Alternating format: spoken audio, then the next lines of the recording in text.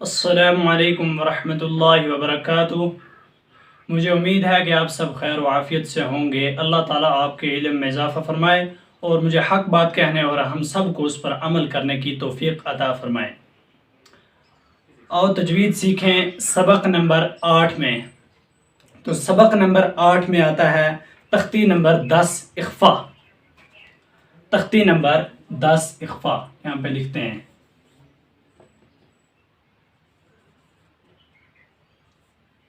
10، یہ ہے اخفا، ٹھیک ہے۔ یاد رکھیں اخفا کہتے ہیں چھپانے کو، ٹھیک ہے۔ اخفا چھپانے کو کہا جاتا ہے، جیسے خفیہ نام تو آپ نے سنا ہی ہوگا۔ تو یہ ہیں تختی نمبر 10 اخفا، یعنی تنوین و نون ساکن کا قاعدہ نمبر 2۔ تو ہم نے جیسا کہ کل پڑھا تھا تنوین و نون ساکن کا قاعدہ نمبر 1، تو قاعدہ نمبر 1 میں جو تھا وہ اظہار تھا، اور تنوین و نون ساکن اور اظہار کی بات ہو رہی تھی۔ تو تنوین و نون ساکن تو آپ کو کلیئر ہو گیا تھا کہ کسے کہا جاتا ہے تنوین۔ تنوین تو آپ کو پتہ ہی ہے، تنوین و نون ساکن کے بعد، ٹھیک ہے، آج آ رہا ہے تنوین و نون ساکن کے بعد، یعنی وہی تنوین و نون ساکن ایک مشق میں لکھی جائے گی۔ تو اس تنوین و نون ساکن کے بعد حروف اخفا، ٹھیک ہے، حروف اخفا بھی ہیں۔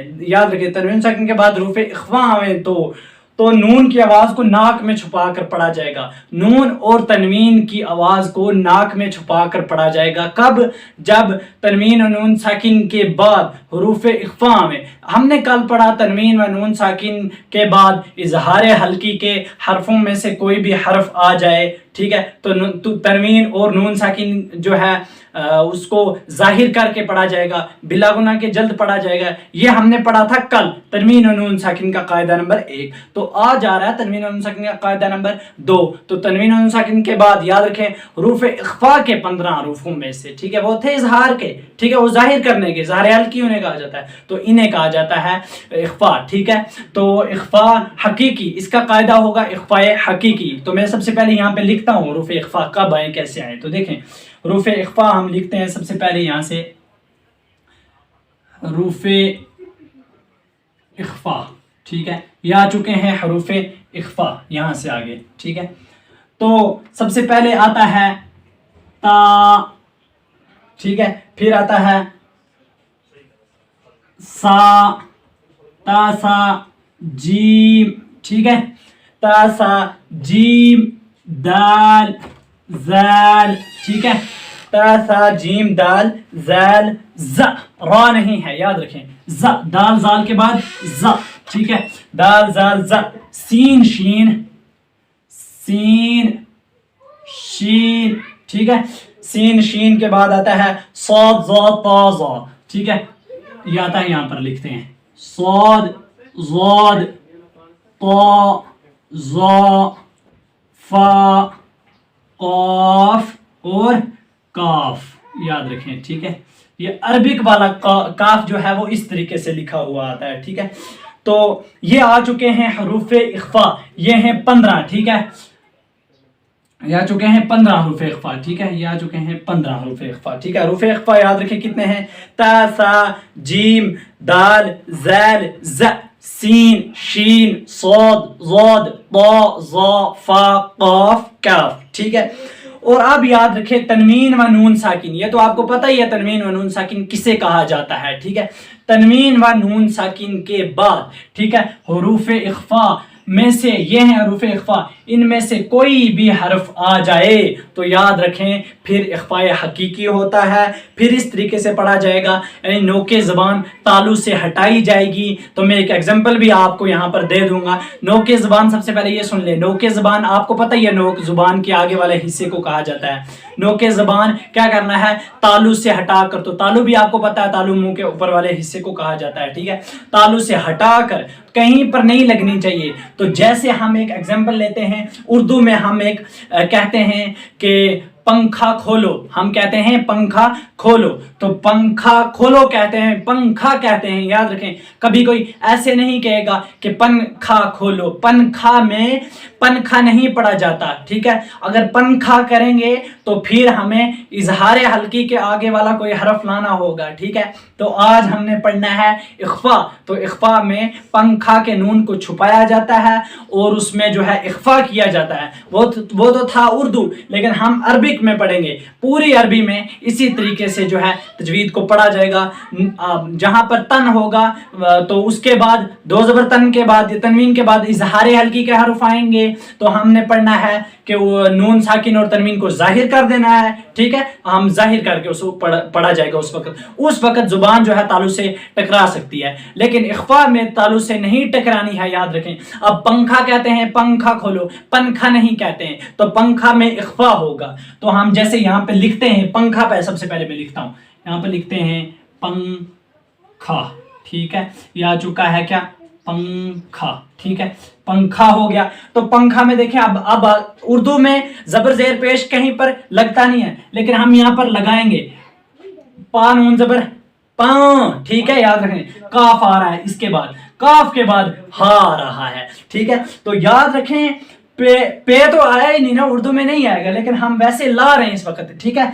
तो हम इसको बा ही लाएंगे, ठीक है, पंखा या पंखा ही रखते हैं, ठीक है फिलहाल। तो नून साकिन के बाद याद रखें हुरूफे इख्फा में काफ है, तो ये है ना काफ, तो देखें ये छोटा काफ जो आपको वहां से अच्छी तरीके से दिखता होगा, ये काफ रूफे इख्फा के बाद जो है रूफे इख्फा के 15 हरफों में से काफ आ रहा है। किसके बाद हमने कहा था, नून साकिन के बाद। चलो उर्दू को छोड़ो, हम अरबीक में लेते हैं, ठीक है।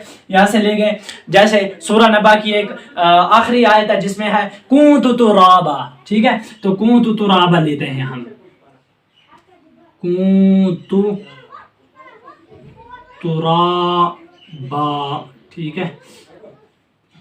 काफ नून पेश, कूता पेश, तू कूतु, कुन नहीं पढ़ना है, याद रखें यहाँ पर कूतु, तू रा अलिफ ज़बर रा, बा अलिफ ज़बर रा, बा अलिफ ज़बर बा, कुंतु तुराबा, कुंतु, याद रखें कुन नहीं कू, क्यों कू के, इस वजह से कि ता जो है वो पहला ही हरफ इसमें से आता है।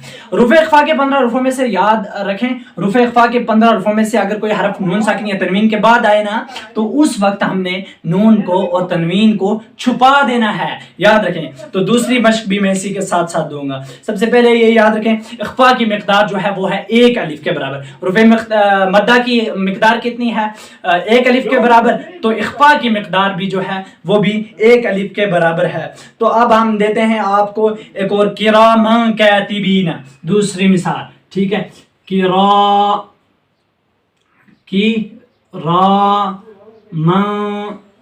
अब देखें मां किस तरीके से, मां किरामन का, ठीक है, कातिबीन, किरामन कातिबीन, ठीक है। तो ये थोड़ा सा गलत हो चुका है, किरामन का है ये इस तरीके से, ठीक है। किरामन कातिबीन, दो ज़बर तनवीन के बाद रूफ इख्फा के 15 हरफों में से कौन सा आया, काफ, तो काफ है यहाँ पर, ठीक है।